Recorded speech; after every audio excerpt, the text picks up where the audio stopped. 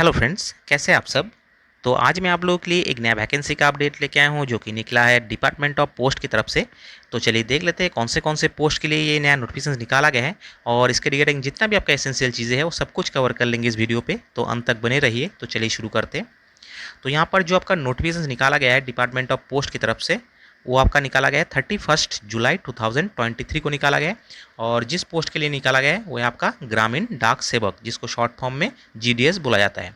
और इसी को इसी के अंदर आपका 3 सब पोस्ट रखा गया है, जिसमें आपका ब्रांच पोस्ट मास्टर, उसके बाद असिस्टेंट ब्रांच पोस्ट मास्टर और उसके बाद आपका डाक सेवक। इन तीनों पोस्ट को मिला के आपका ग्रामीण डाक सेवक बोला जाता है। ठीक है, तो चलिए आगे देख लेते हैं। आगे यहाँ पर एक एंगेजमेंट शेड्यूल दिया गया है जिसमें बताया गया है फर्स्ट नंबर पे, जिसमें बताया गया है कि registrations and submissions of online applications bye candidates.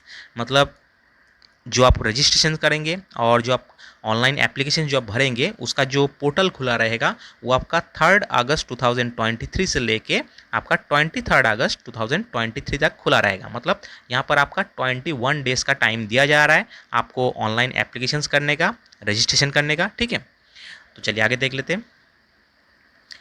आगे यहाँ पर 2 नंबर पे बताया गया है कि edit and corrections window for application. मतलब जो कैंडिडेट अगर एप्लीकेशंस करते टाइम अगर कुछ गलत भर दिया है तो उन कैंडिडेट्स के लिए यहाँ पर आपका करेक्शन का जो ऑप्शंस रखा है वो है आपका 24 अगस्त 2023 से लेके आपका 26 अगस्त 2023 तक ये ऑप्शंस रखा गया है। मतलब इन 3 दिनों के अंदर आपको वो करेक्शंस कर लेना है। ठीक है, तो चलिए आगे देख लेते हैं।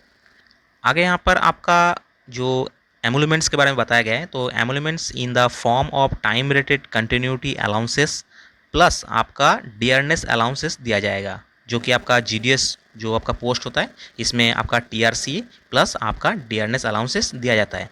और जिसमें आपका बीपीएम जो मतलब ब्रांच पोस्ट मास्टर का जो अलग सैलरी रखा गया है और असिस्टेंट ब्रांच पोस्ट मास्टर और डाक सेवक का अलग रखा गया है। ठीक है, तो यहाँ पर जो आपका बीपीएम जो पोस्ट है उसमें आपका 12,000 से लेके 29,380 रुपीज़ का आपका पे स्केल रखा गया है। ठीक है, और आपका जो असिस्टेंट ब्रांच पोस्ट मास्टर हो गया और आपका जो डाक सेवक हो गया उनके लिए आपका 10,000 से लेके 24,470 रुपीज़ रखा गया है। और मतलब आपका जो स्टार्टिंग सैलरी होगा आपका 12,000 बीपीएम के लिए, और आपका जो एबीपीएम और डाक सेवक के लिए आपका 10,000 का आपका बेसिक रहेगा। साथ साथ आपका डियरनेस जो अलाउंसेस होता है वो भी आपको दिया जाएगा। ठीक है, तो चलिए आगे देख लेते हैं। आगे यहाँ पर आपका जो जॉब डिस्क्रिप्शन है, ब्रीफ जो आपका जॉब प्रोफाइल है उसके बारे में बताया गया है और आपका जो एकोमोडेशंस और रेसिडेंस के बारे में बताया गया है। ठीक है, तो अलग अलग पोस्ट के लिए अलग अलग दिया गया है। यहाँ पर ब्रांच पोस्ट मास्टर के लिए अलग दिया गया है और आपका जो असिस्टेंट ब्रांच पोस्ट मास्टर हो गया उनके लिए भी अलग दिया गया है। ठीक है, और आपका जो डाक सेवक हो गया उनके लिए भी अलग दिया गया है। तो ये आप पीडीएफ से देख लीजिएगा क्योंकि ये आपका जॉब क्राइटेरिया रहता है। ठीक है, तो इसी टाइप का आपका जॉब करना पड़ेगा आप जिस पोस्ट के लिए भी अप्लाई करते हैं। ठीक है, तो चलिए आगे देख लेते हैं। आगे यहाँ पर आपका एज लिमिट के बारे में बताया गया है। यहाँ पर तो एज लिमिट ये आपका एलिजिबिलिटी क्राइटेरिया में आता है क्योंकि ये तो होना ही चाहिए तभी आप अप्लाई कर सकते हैं। तो यहाँ पर जो आपका एज लिमिट रखा गया है मिनिमम वो है आपका 18 ईयर्स और आपका जो मैक्सिमम रखा गया है वो है आपका 40 ईयर्स। ठीक है, तो चलिए आगे देख लेते हैं। आगे यहाँ पर आपका रिलैक्सेशन इन अपर एज लिमिट के बारे में बताया गया है। मतलब जो कैंडिडेट्स एससी एसटी ओबीसी या फिर पीडब्ल्यूबीडी कैंडिडेट्स होंगे उनके लिए यहाँ पर जो एज रिलैक्सेशन मिलता है उसके बारे में बताया गया है। तो उसके लिए आपको एक एप्लीकेशन जो फॉर्मेट होता है, मतलब जो सर्टिफिकेट होता है वो आपको बना के ले जाना पड़ेगा जब आपका डॉक्यूमेंट्स वेरिफिकेशन होगा उस टाइम पे। अदरवाइज़ आपका जो कैंडिडेचर है वो आपका कैंसिल कर देंगे। ठीक है, तो ये आप ध्यान में रखिएगा, जो आपका फॉर्मेट दिया गया है नीचे उसी फॉर्मेट में आपको बना के ले जाना पड़ेगा। ठीक है, तो चलिए आगे देख लेते हैं। आगे यहाँ पर आपका जो रिलैक्सेशन मिलता है कितना एज का कौन से कैटेगरी में उसके बारे में बताया गया है। तो जो एससी एसटी कैंडिडेट्स होंगे उनके लिए यहाँ पर 5 ईयर्स का एज रिलैक्सेशन दिया गया है। उसके बाद आपका ओबीसी कैंडिडेट्स को यहाँ पर 3 ईयर्स का, ईडब्ल्यूएस कैंडिडेट्स के लिए यहाँ पर कोई रिलैक्सेशन नहीं दिया गया है। ठीक है, और जो आपका पीडब्ल्यूबीडी कैंडिडेट्स होंगे जो अनरिजर्व कैटेगरी से उनके लिए यहाँ पर 10 ईयर्स का, और जो ओबीसी से होंगे पीडब्ल्यूबीडी कैंडिडेट्स उनके लिए यहाँ पर 13 ईयर्स का, और जो एससी एसटी कैंडिडेट्स होंगे पीडब्ल्यूबीडी कैंडिडेट्स उनके लिए यहाँ पर 15 ईयर्स का यहाँ पर एज रिलैक्सेशन दिया गया है। ठीक है, तो चलिए आगे देख लेते हैं। आगे यहाँ पर जो क्वालिफिकेशंस आपका होना चाहिए एजुकेशन क्वालिफिकेशंस, वो है आपका secondary school examination pass certificate of 10th standard having passed in mathematics and English. मतलब आपका जो 10th स्टैंडर्ड का जो सर्टिफिकेट होगा उसमें आपका मैथमेटिक्स और इंग्लिश कंपलसरी आपका होना चाहिए, तभी आप अप्लाई कर सकते हैं, ठीक है।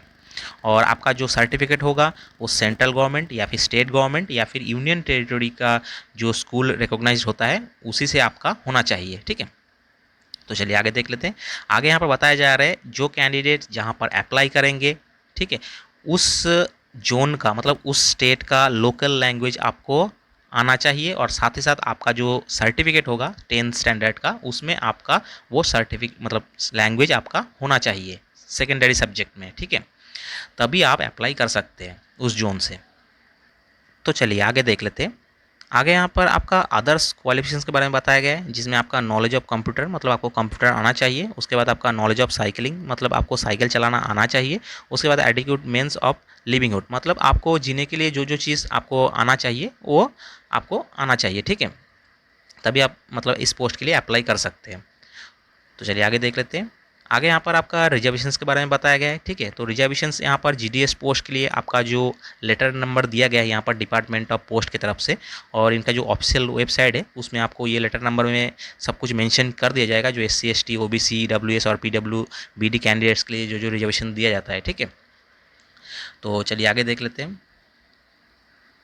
आगे यहाँ पर आपका जो BPM पोस्ट है, ABPM और डाक सेवक जो पोस्ट है, इस पोस्ट के लिए कौन से जो PWBD कैंडिडेट्स अप्लाई कर सकते हैं, मतलब यहाँ पर सूटेबल कैटेगरी दिया गया है, ठीक है, वही कैंडिडेट्स इस पोस्ट के लिए अप्लाई कर सकते हैं। तो यहाँ पर आपका जो कैटेगरी है वो दिया गया है, कौन से कैंडिडेट्स यहाँ पर अप्लाई कर सकते हैं, ठीक है, ये आप PDF से देख लीजिएगा। तो चलिए आगे देख लेते हैं। आगे यहाँ पर आपका हाउ टू अप्लाई मतलब कैसे आप अप्लाई करेंगे। तो यहाँ पर जो एप्लीकेशंस करना चाहते हैं वो अपना एप्लीकेशंस ऑनलाइन ही सबमिट कीजिए, अदरवाइज़ आपका कोई एप्लीकेशंस यहाँ पर आपका एक्सेप्ट नहीं किया जाएगा। मतलब अदर मोड में अगर आप अप्लाई करते हैं तो आपका एप्लीकेशंस यहाँ पर रिजेक्ट कर दिया जाएगा, ठीक है। और जो आप अप्लाई करेंगे आपका जो ऑफिशियल वेबसाइट दिया गया है यहाँ पर इंडियन पोस्ट का, उसी मतलब एड्रेस पे जाके आप अपना एप्लीकेशंस भर सकते हैं, ठीक है। और एप्लीकेशंस कैसे करना है इसका भी वीडियो मैं आज या कल मतलब बना दूंगा, तो उसको देख के आप भर सकते हैं, ठीक है। तो चलिए आगे देख लेते हैं। आगे यहाँ पर आपका सिलेक्शंस क्राइटेरिया के बारे में बताया गया है। तो आपका जो सिलेक्शंस होगा उसके बारे में यहाँ पर बताया गया है। तो यहाँ पर बताया गया है कि the applications will be shortlisted for engagement on the basic of system generated merit list. मतलब यहाँ पर जो आपका शॉर्टलिस्टेड होगा वो आपका सिस्टम जनरेटेड होगा, ठीक है। और जो आपका मेरिट बनेगा वो आपका 10th स्टैंडर्ड में जितना आपका मार्क्स रहेगा उसी के हिसाब से आपका मेरिट बनेगा। हाँ, इनकेस अगर किसी का मार्क्स अगर सेम हो जाता है दोनों कैंडिडेट्स का, उस केस में आपका डेट ऑफ बर्थ हो गया, उसके बाद एज डेट ऑफ बर्थ हो गया, उसके बाद आपका जेंडर देखा जाएगा, कैटेगरी देखा जाएगा, उस हिसाब से यहाँ पर काउंट किया जाएगा, ठीक है, मेरिट बनाया जाएगा।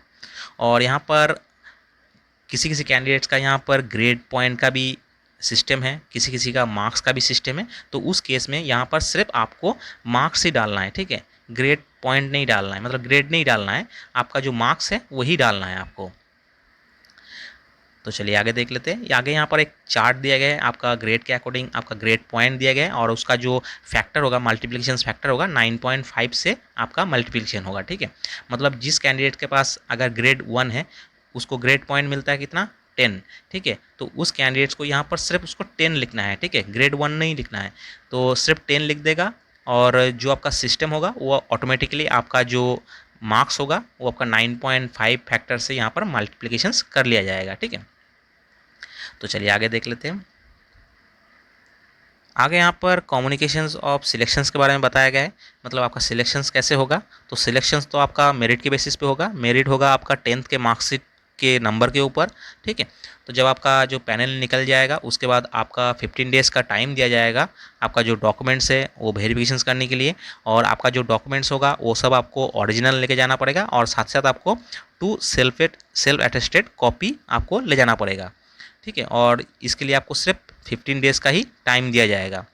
तो जब आपका शॉर्ट लिस्टेड पैनल निकल जाएगा उसके बाद आपको 15 डेज़ का टाइम दिया जाएगा, उस डेट के अंदर आपको जो आपका ओरिजिनल डॉक्यूमेंट्स है वो आपको सबमिट करना पड़ेगा वहाँ पर, अदरवाइज़ आपका जो कैंडिडेचर है वो आपका कैंसिल हो जाएगा, ठीक है।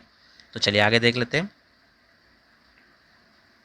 आगे हमें बताया जा रहा है जो कैंडिडेट्स नहीं जाएंगे आपका डॉक्यूमेंट्स वेरिफिकेशन में, उसके बाद फिर से एक पैनल निकालेंगे और उस पैनल निकालने के बाद आपका जो 31 दिसंबर 2023 के अंदर आपका सब कुछ कंप्लीट हो जाएगा और उसके बाद आपका कोई पैनल यहाँ पर नहीं निकलेगा। ठीक है, तो ये आप ध्यान में रखिएगा।